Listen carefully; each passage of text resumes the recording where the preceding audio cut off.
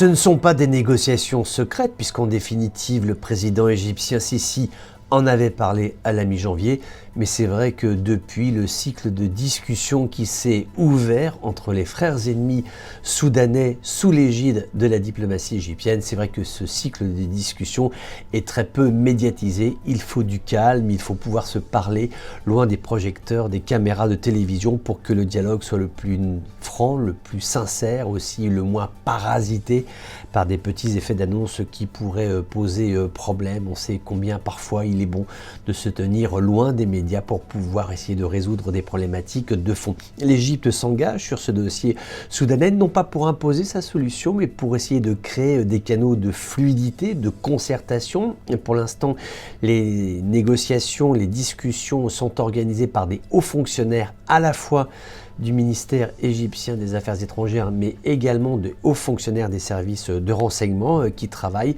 à la bonne tenue de ces discussions. La préoccupation pour le Caire est d'ordre divers. D'abord, il y a des questions très techniques, très concrètes, très pratiques. Par exemple, la route, l'une des principales routes commerciales qui relie le Soudan à l'Égypte a été bloquée durant un mois par des manifestants, donc un effet collatéral du climat tout à fait difficile qu'il y a aujourd'hui au Soudan. Cela a eu pour effet de bloquer la route, donc d'avoir des conséquences tout à fait dommageables d'un point de vue économique pour les populations locales. La crainte également des autorités du Caire, c'est que la crise soudanaise ne se propage au Soudan du Sud, qu'il y ait un effet domino.